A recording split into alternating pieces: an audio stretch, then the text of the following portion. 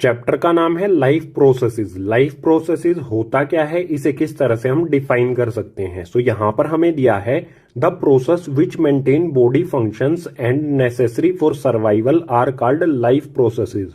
ऐसे सभी प्रोसेस जो हमारी बॉडी को मेंटेन रखें और सर्वाइवल यानी कि जिंदा रहने के लिए जरूरी हो, उन सभी प्रोसेसेस को कहा जाता है लाइफ प्रोसेसेस। इसको अगर हम दूसरी तरह से डिफाइन करना चाहें तो वो भी कर सकते हैं, जैसे यहां पर दिया है all the processes which together keep the living organisms alive and perform task to maintain the body are called life processes. ऐसे सभी प्रोसेसेस जो इकट्ठे मिलकर लिविंग ऑर्गेनिज्म, जो भी लिविंग थिंग्स हैं, उनको अलाइव यानी कि जिंदा रखें और उनकी बॉडी को मेंटेन रखें, ऐसे सभी प्रोसेसेस को कहा जाता है लाइफ प्रोसेसेस। अगर इसके एग्जाम्पल की बात की जाए, लाइफ प्रोसेसेस के एग्जाम्पल क्या होंगे यहां पर हमें दिए हैं। इसमें सबसे पहला है न्यूट्रिशन यानी फूड या फिर हम कह सकते हैं पोषण। सेकंड है इसमें रेस्पिरेशन यानी कि सांस लेना। इसके बाद थर्ड है ट्रांसपोर्टेशन, जो भी न्यूट्रिशन यानी फूड है उसको सभी बॉडी पार्ट्स तक कैसे पहुंचाया जाए, वो होता है ट्रांसपोर्टेशन। और लास्ट है इसमें एक्सक्रीशन, जो बॉडी में वेस्ट मटेरियल बचा उसको एक्सपेल करना यानी कि बॉडी से बाहर निकालना। तो किसी भी लिविंग थिंग को अलाइव रहने के लिए और बॉडी को मेंटेन करने के लिए इन चारों लाइफ प्रोसेसेस को कंप्लीट करना होता है। इन सभी को एक एक करके डिटेल में पढ़ेंगे। सबसे पहले स्टार्ट करते हैं न्यूट्रिशन से, नेक्स्ट पेज पर। सो यहां पर है न्यूट्रिशन। सबसे पहले समझ लेते हैं न्यूट्रिशन क्या है, इसको किस तरह से डिफाइन किया जाएगा। सो यहां पर दिया है the process of taking nutrients from food is called nutrition. वो प्रोसेस जिसमें हम फूड से न्यूट्रिएंट्स अपनी बॉडी को प्रोवाइड करते हैं, उस प्रोसेस को कहा जाता है न्यूट्रिशन। अब यहां पर एक वर्ड आया है न्यूट्रिएंट्स। न्यूट्रिएंट्स यानी कि पोषक तत्व, जो भी हमारी बॉडी को सर्वाइवल के लिए जरूरी चीजें होती हैं, उन सभी चीजों को कहा जाता है न्यूट्रिएंट्स। जैसे इसका एग्जाम्पल ले लेते हैं, न्यूट्रिएंट्स क्या होते हैं, जैसे carbohydrates, fats, proteins, water, vitamins, minerals etcetera. ये सभी होते हैं न्यूट्रिएंट्स। और ये मिलते कहां से हैं हमें, ये मिलते हैं जो फूड हम खाते हैं उससे। सो न्यूट्रिशन की बिल्कुल सिंपल सी डेफिनेशन हो गई ये। इसके बाद आते हैं यहां पर मोड्स ऑफ न्यूट्रिशन, यानी कि न्यूट्रिशन के तरीके या फिर कह सकते हैं न्यूट्रिशन के टाइप। न्यूट्रिशन के टोटल दो तरीके होते हैं, फर्स्ट ऑटोट्रोफिक न्यूट्रिशन और सेकंड हेटरोट्रोफिक न्यूट्रिशन। दोनों को एक एक करके समझ लेते हैं। इसमें पहले देखते हैं ऑटोट्रोफिक न्यूट्रिशन को। ये क्या होता है? It is a process in which organisms produce their food from simple inorganic material in the presence of sunlight. Autotrophic nutrition ऐसा प्रोसेस है जिसमें ऑर्गेनिजम्स अपना फूड प्रोड्यूस करते हैं यानी बनाते हैं सिंपल इनऑर्गेनिक मटेरियल से। और सिंपल इनऑर्गेनिक मटेरियल्स क्या होते हैं? जैसे वाटर हो गया, CO2 यानी कार्बन डाइऑक्साइड, जो हमें इन्वायरमेंट या अर्थ से सिंपली मिल जाए। इनसे ये अपना फूड बनाते हैं सनलाइट की प्रेजेंस यानी कि धूप की मौजूदगी में। और इस ऑटोट्रोफिक न्यूट्रिशन का बिल्कुल सिंपल सा एग्जांपल हो जाएगा प्लांट्स। प्लांट्स क्या करते हैं? सनलाइट की प्रेजेंस में अपना फूड प्रिपेयर करते हैं वाटर और CO2 से। इसके बाद आते हैं हेटरोट्रोफिक न्यूट्रिशन पे। ये क्या होता है? In this organisms depend upon other organisms for food to survive. Heterotrophic nutrition में एक ऑर्गेनिज्म दूसरे ऑर्गेनिज्म पर डिपेंड होता है फूड के लिए। इसके एग्जाम्पल से आप इजीली समझ पाओगे। एग्जाम्पल है इसका human beings, amoeba, lion, tiger, donkey. ये सभी क्या है? दूसरी चीजों पर डिपेंड होते हैं फूड के लिए। ह्यूमन बींग यानी मैं और आप किस चीज पर डिपेंड होते हैं? प्लांट्स पर डिपेंड होते हैं फूड के लिए। जो भी व्हीट, राइस, मेज या फिर जो भी वेजिटेबल्स या फ्रूट्स हैं, वो हमें कहां से मिलते हैं? प्लांट्स से मिलते हैं हमें। हम अपना फूड प्रिपेयर खुद से नहीं कर सकते। तो ऐसे ऑर्गेनिजम्स जो फूड के लिए दूसरे ऑर्गेनिजम्स पर डिपेंड करें, उन्हें कहा जाता है हेटरोट्रोफिक। अब नेक्स्ट पेज पर देखेंगे जो प्लांट्स होते हैं वो अपना फूड कैसे प्रिपेयर करते हैं, या फिर कह सकते हैं न्यूट्रिशन इन प्लांट्स। प्लांट्स में पोषण कैसे होता है? सो न्यूट्रिशन इन प्लांट्स। प्लांट्स में न्यूट्रिशन यानी कि पोषण होता है गाइस फोटोसिंथेसिस प्रोसेस से। इस प्रोसेस को समझ लेते हैं। सो यहाँ पर हमें दिया है the process in which green plants convert simple inorganic materials into complex organic food material in the presence of chlorophyll and sunlight. Photosynthesis ऐसा प्रोसेस होता है गाइस जिसमें green plants inorganic materials H2O यानी कि वाटर और CO2 यानी कि carbon dioxide, इन दोनों इनऑर्गेनिक मटेरियल्स का यूज करते हुए फूड मटेरियल तैयार करते हैं C6H12O6।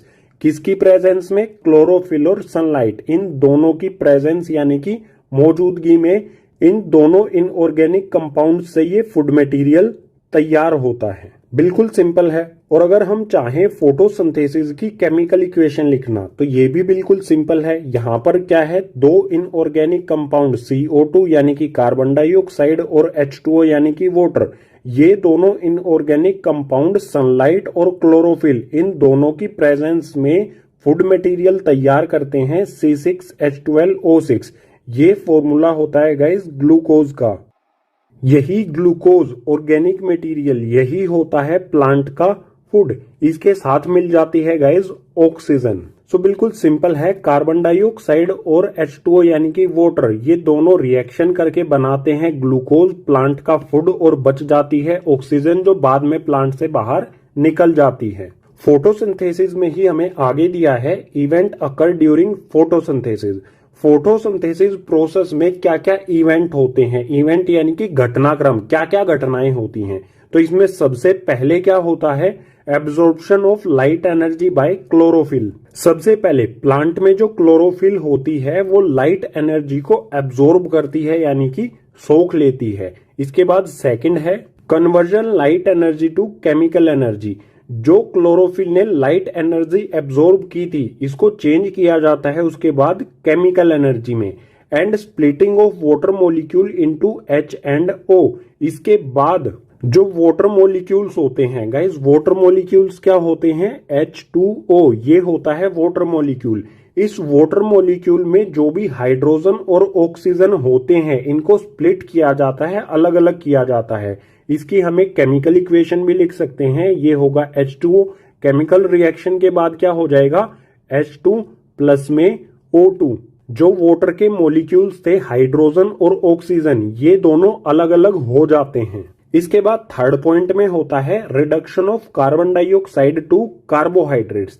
जो हमारी ये कार्बन डाइऑक्साइड होती है इसका रिडक्शन होता है गाइज। रिडक्शन कब होता है, या तो ऑक्सीजन हट जाए या फिर हाइड्रोजन जुड़ जाए। तो आप यहां पर देख सकते हो, यहां पर है कार्बन और ऑक्सीजन, रिएक्शन होने के बाद अगर आप इसे देखोगे तो इसमें यहां पर क्या हुआ है, हाइड्रोजन जुड़ गया है। सो CO2 कार्बन डाइऑक्साइड का यहां पर क्या हो गया, रिडक्शन हो गया। रिडक्शन क्यों हुआ, क्योंकि इसमें हाइड्रोजन जुड़ गई। रिडक्शन और ऑक्सीडेशन वाला कॉन्सेप्ट जो हमने चैप्टर 1 में पढ़ा था उसमें कंडीशन थी ना, ऑक्सीजन हट जाए तो भी रिडक्शन होगा, हाइड्रोजन जुड़ जाए तो भी रिडक्शन होगा। सो यहां पर जुड़ जाती है हाइड्रोजन। तो इस कंपाउंड जो हमारी कार्बन डाइऑक्साइड है इसका क्या हो रहा है, यहां पर रिडक्शन हो जाता है और प्लांट का फूड बन जाता है। सो इन तीनों पॉइंट से आप ये तो समझ गए होंगे कि फोटोसिंथेसिस में इवेंट्स यानी कि घटनाक्रम किस तरह से होता है। अब नेक्स्ट पेज पर इसी कॉन्सेप्ट से रिलेटेड कुछ और पॉइंट्स को देखते हैं। पीछे वाले पेज पर पढ़ा था क्लोरोफिल सनलाइट को एब्जॉर्ब कर लेती है। सो क्लोरोफिल से रिलेटेड कॉन्सेप्ट देख लेते हैं। ये है हमारा एक प्लांट, इस प्लांट की ये है एक लीफ। इस लीफ के क्रॉस सेक्शन पार्ट को जो डेप्थ होती है, जो मोटाई होती है, इसको माइक्रोस्कोप से जूम करके देखेंगे। जूम करने पर सबसे ऊपर हमें एक लेयर मिलेगी, इस तरह की एक लेयर होगी। इस लेयर को कहा जाता है क्यूटाइल। जो लीफ का सबसे अपर वैक्सी पार्ट होता है वो हो गया क्यूटाइल। इस क्यूटाइल के नीचे गाइज होते हैं सेल्स, इस टाइप के सेल्स होते हैं। ये सेल्स होते हैं गाइज एपिडर्मिस। ये वाले सेल्स हो गए एपिडर्मिस। इन एपिडर्मिस के नीचे होते हैं प्लांट सेल्स, जो आपने क्लास 9th में प्लांट सेल्स पढ़े थे, बिल्कुल वही। इन प्लांट सेल्स के अंदर होते हैं गाइज क्लोरोप्लास्ट, ऑर्गेनल होता है। सभी प्लांट सेल्स के अंदर ऑर्गेनल होता है ग्रीन कलर का, इस टाइप का ये ऑर्गेनल होता है सभी प्लांट सेल्स के अंदर ग्रीन कलर का।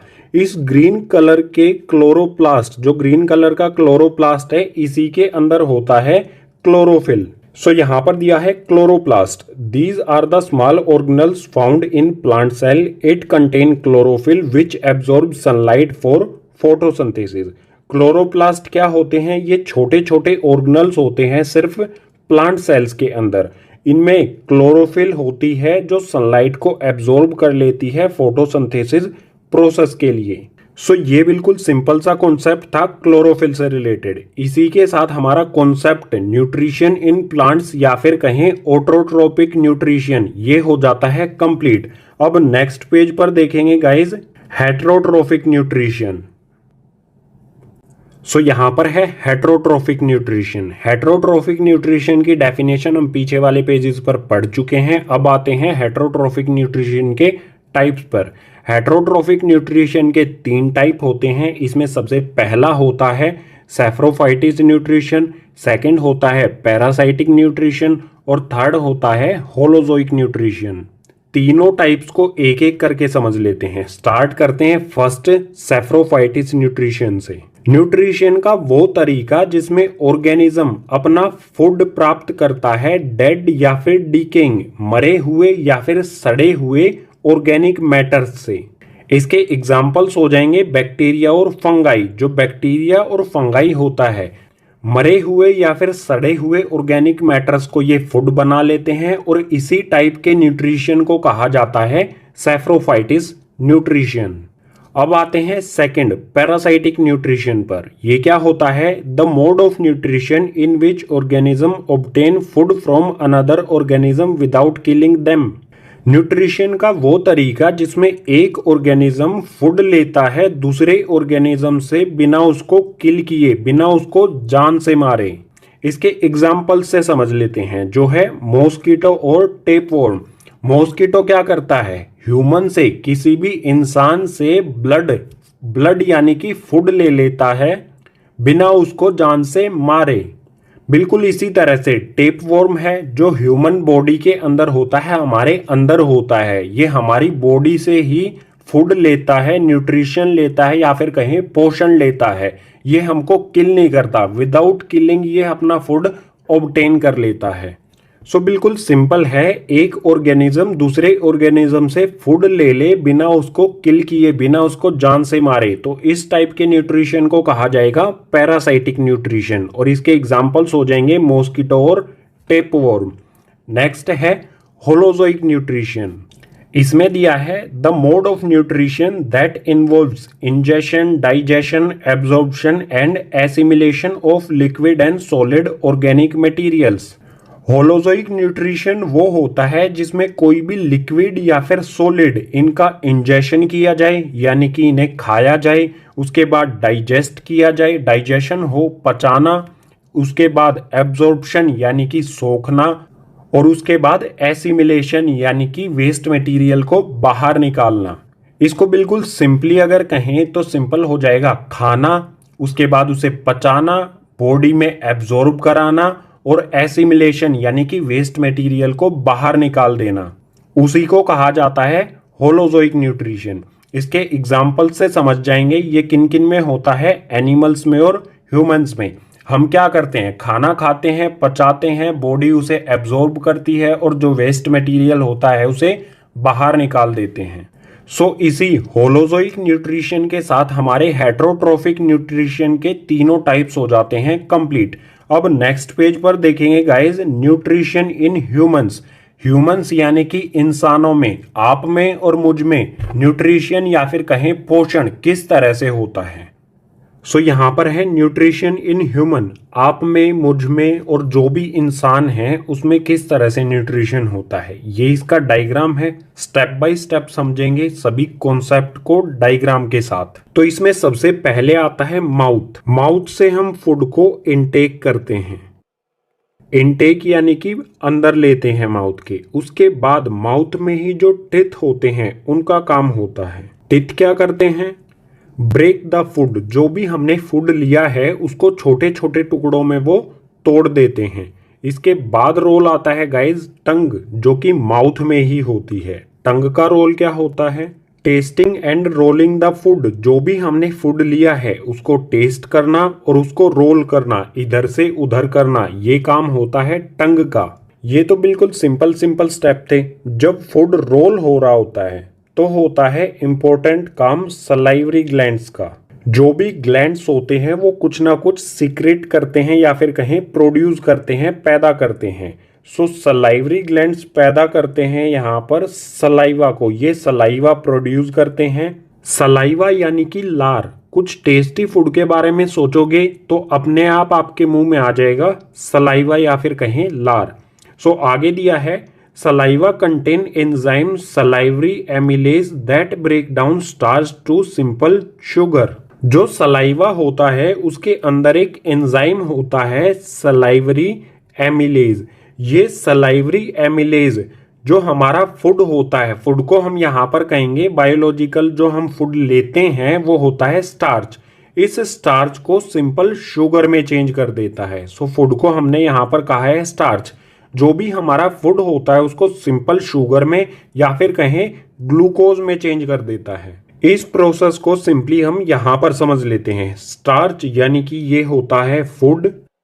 ये फूड सलाइवरी एमिलेज के साथ मिक्स होता है और चेंज हो जाता है शुगर में या फिर हम कह सकते हैं ग्लूकोज।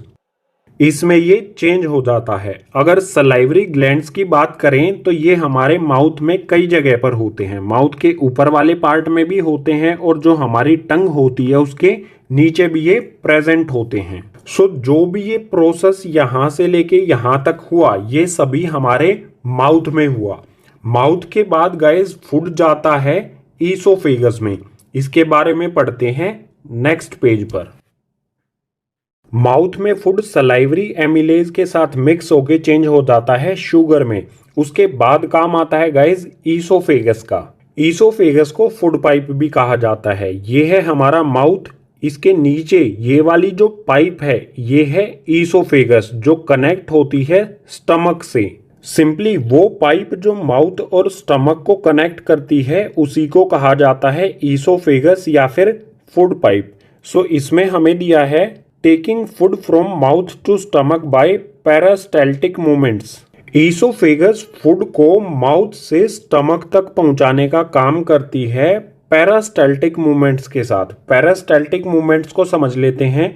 सपोज कीजिए ये हमारा फूड है, ये फूड हमारा फूड पाइप के अंदर है। ये फूड पाइप जो होती है ऊपर की साइड से ये कॉन्ट्रैक्शन करती है यानी कि सिकुड़ती है। ऊपर की साइड से ये सिकुड़ेगी और नीचे की साइड से ये फैलने लगेगी।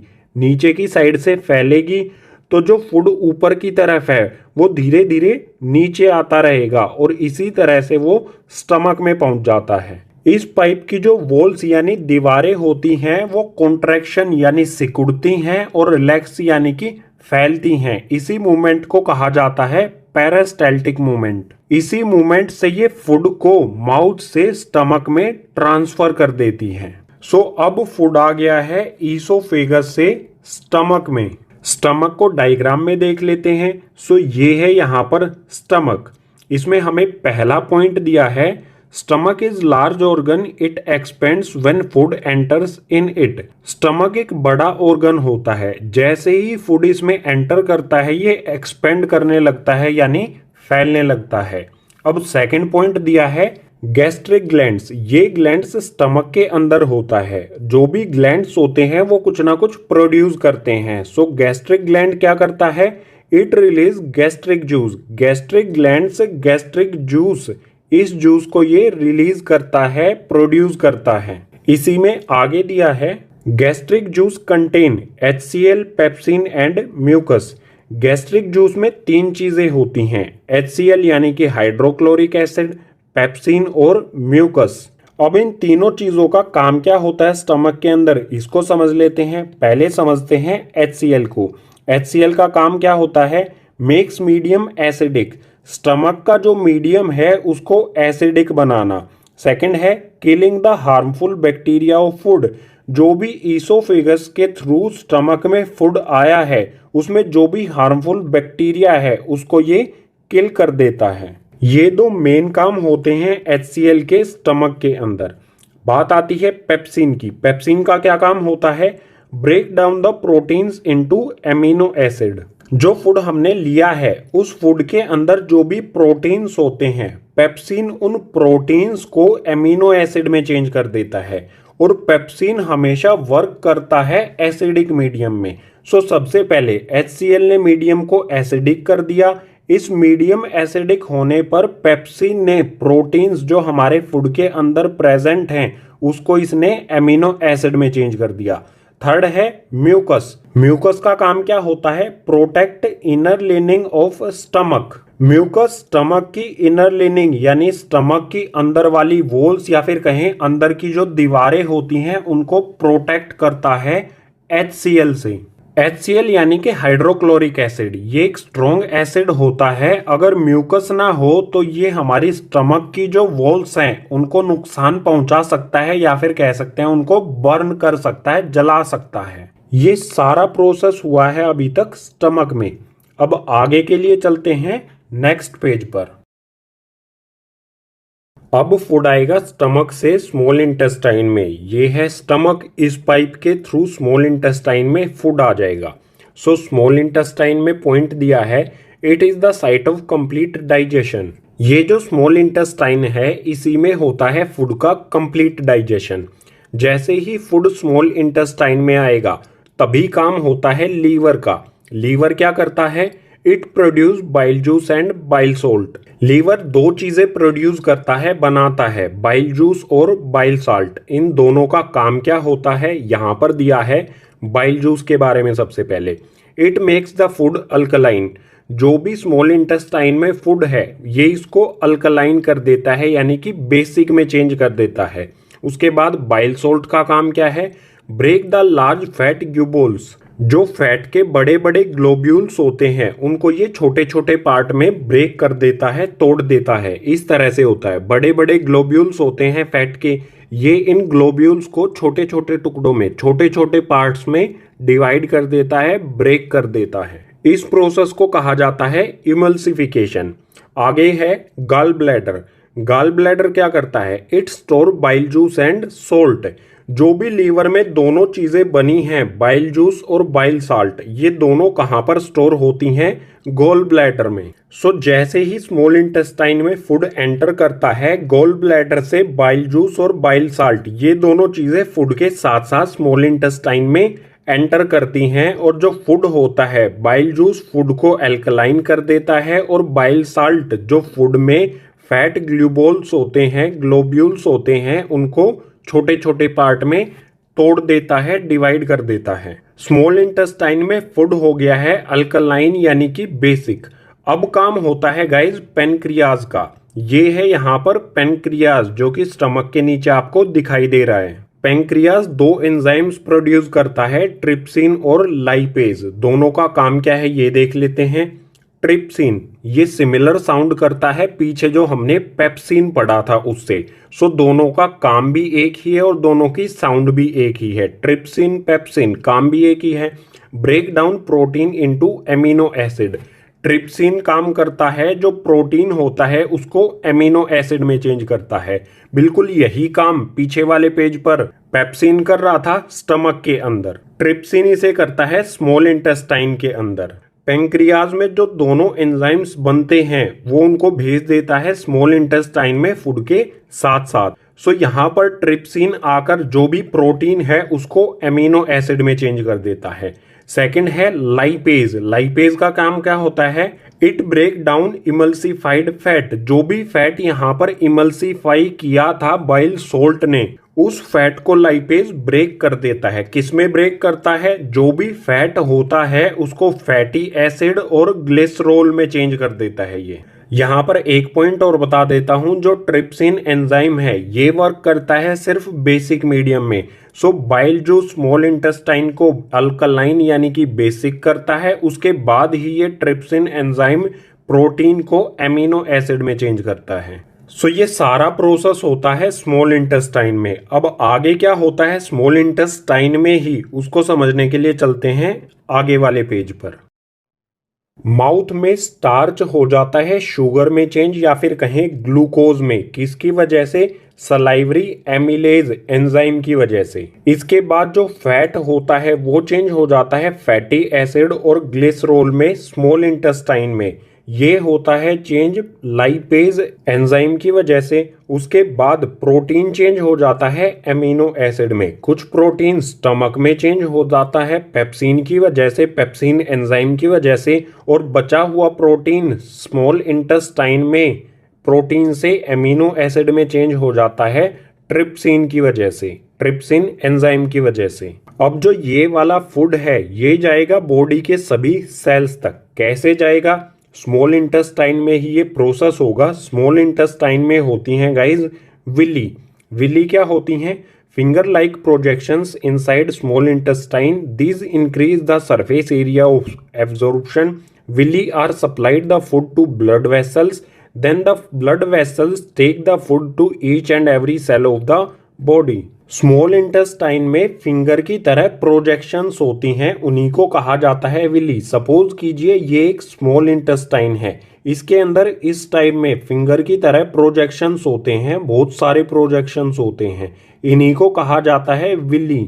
इन विलीज की वजह से सरफेस एरिया जो है एब्जॉर्प्शन का वो बढ़ जाता है। विलीज फूड को एब्जॉर्ब करती हैं और उसे सप्लाई कर देती हैं ब्लड वेसल्स को। ब्लड में ये फूड को ट्रांसफर कर देती हैं। उसके बाद ब्लड फूड को बॉडी के सभी सेल्स तक पहुंचा देता है। बात आती है जो हमने फूड लिया था, क्या उस फूड का हम 100% डाइजेशन कर लेते हैं? तो ऐसा बिल्कुल नहीं होता। हम उसका कुछ पार्ट डाइजेस्ट कर लेते हैं और कुछ पार्ट वेस्ट बचता है। तो जो वेस्ट पार्ट स्मॉल इंटेस्टाइन में बचा उसका क्या होता है? वो वेस्ट पार्ट आता है गाइस स्मॉल इंटेस्टाइन से लार्ज इंटेस्टाइन में। सो इसमें दिया है the unabsorbed food sent to long intestine where its walls absorb more water from this material and rest of the material removed from the body via anus. Small intestine में ये वाला food absorb हो जाता है villis के through. अब जो waste material बचा वो आ जाता है गाइज लार्ज इंटेस्टाइन में, इस वाले इंटेस्टाइन में। जो भी वेस्ट मटेरियल लार्ज इंटेस्टाइन में आया है, लार्ज इंटेस्टाइन की वॉल्स उसमें से वाटर एब्जॉर्ब कर लेती हैं और जो भी बचा हुआ मटेरियल होता है, वेस्ट मटेरियल होता है, वो बॉडी से बाहर निकल जाता है वाया एनस, एनस के थ्रू। सो इस तरह से होता है ह्यूमंस में फूड का प्रोसेस, या फिर कहें